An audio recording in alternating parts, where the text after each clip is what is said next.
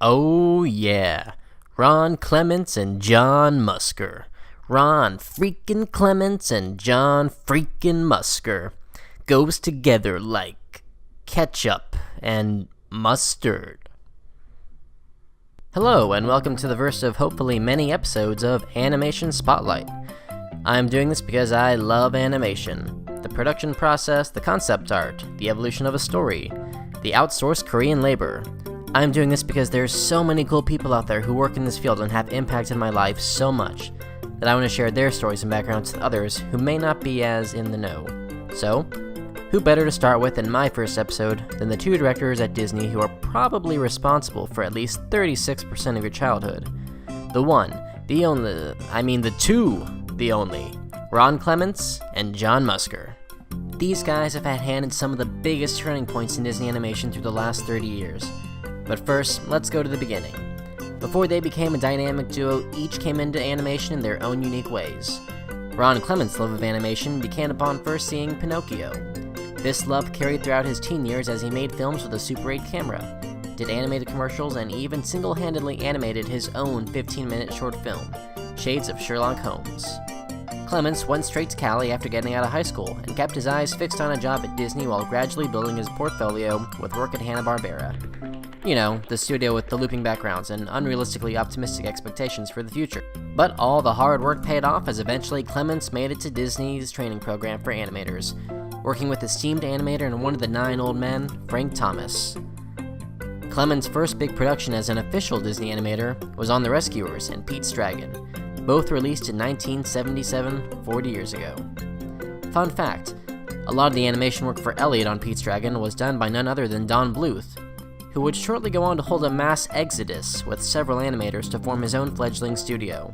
But don't worry, we'll get some more of that in a future episode because, boy, it's... oh, Jesus, it's a story, oh boy, it's something. After holding his own and working his way up, Clements was made supervising animator on The Fox and the Hound, where one of the character animators that he overlooked was none other than...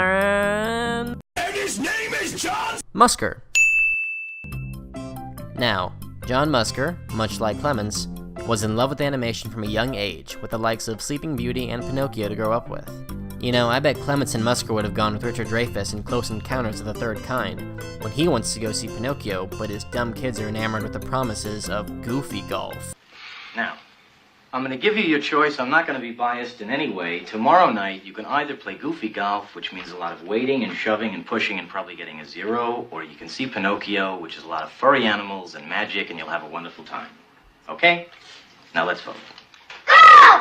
Musker did drawings for both his high school paper and the college paper at Northwestern University, where he majored in English. After getting his degree, he was California or bust, though his initial interview with Disney had him turned down. Not one to give up easily, he went to Cal Arts to fine-tune his skills and in a year's time, wound up with an internship at Disney.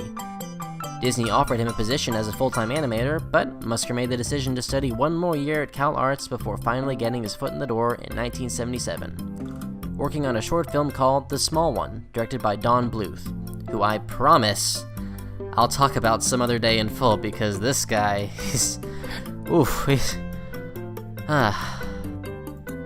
With his feature animation debut working on Pete's Dragon, we finally get to The Fox and the Hound, where he became fully acquainted with Ron Clements during production, and the two became fast friends and collaborators. And now you know the rest of the backstory.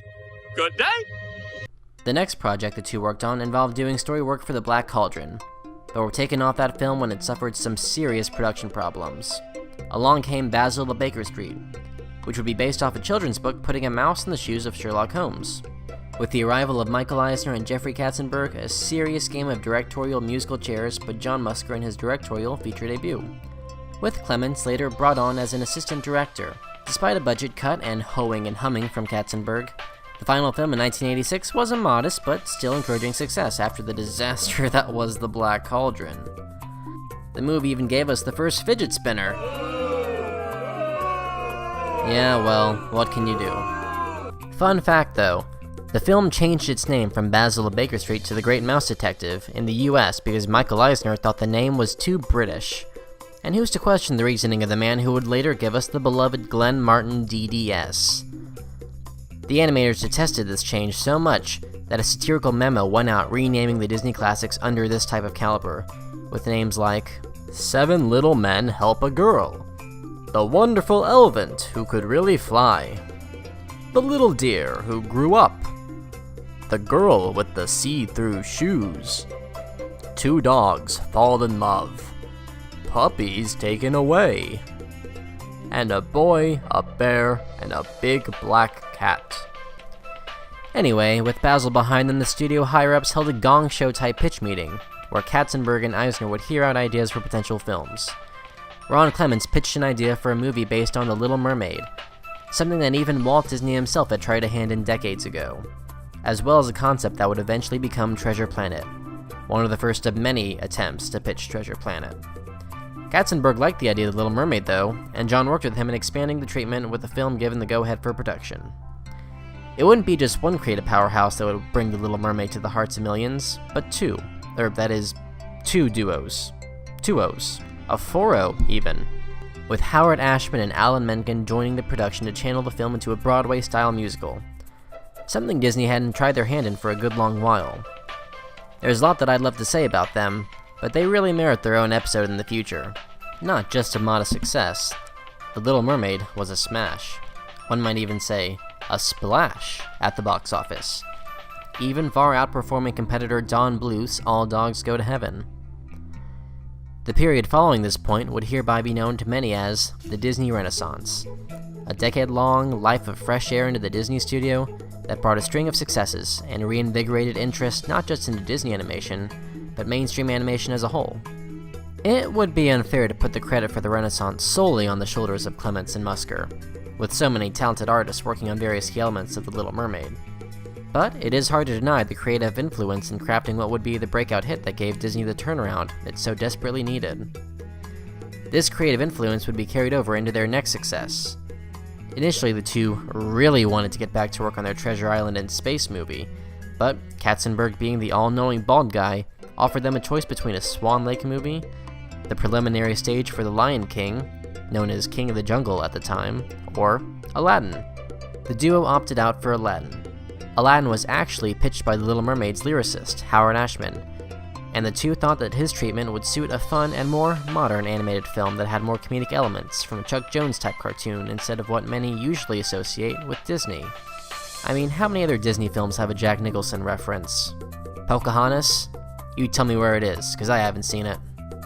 Though the production went under heavy scrutiny and rewrites from Katzenberg, the final product was yet another bona fide hit for the studio, becoming the highest-grossing animated film at the time, unadjusted for inflation. With another feature film under their belt, the two went back to work on Treasure Planet. They really, really, really wanted to make Treasure Planet. But Jeffrey Katzenberg, that wily fox, that old son of a gun, he said no. You're gonna make Hercules.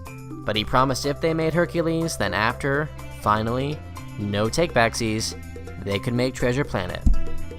Clements and Musker thought it would be fun to do a superhero-type movie, so Hercules it was. With production starting as early as 1993, the film had a summer 1997 release. Hey, that's almost 20 years. In 1 year, Herc will be able to legally drink. Hey, a true hero doesn't drink underage, Herc. So the movie came and went.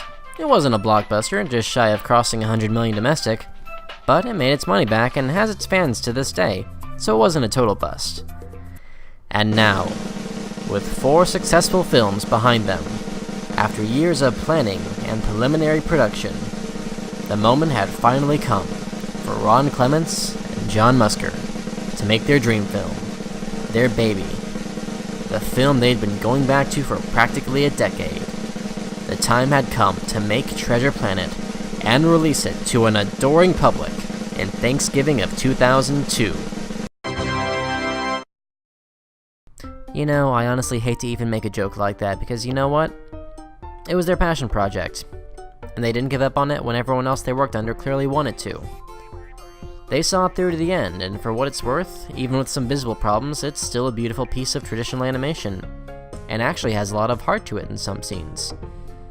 Disney may have tried to sweep it under a rug, but can any labor of love really be considered a failure? I certainly don't think so. The next few years at Disney would be a time of uncertainty, with Katzenberg out of the picture and Treasure Planet being just one of many animated films underperforming. The studio was well out of the Renaissance and in a creative identity crisis. Clements and Musker originally planned on making a new film called Frady Cat.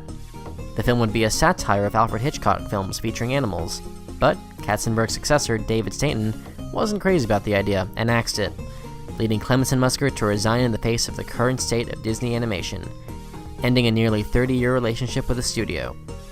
But 1 year later, before you can say baby come back, you can blame it all on me, a new chief creative officer was appointed who beckoned them to return to the studio to work on a revival of 2D animation. This figure had a personality as colorful as his many shirts, John Lasseter, who's held the role at the studio ever since. And the movie that Clements and Musker would work on was The Princess and the Frog, released in 2009. A musical love letter to 2D animation, the film did decently at the box office, making up its budget.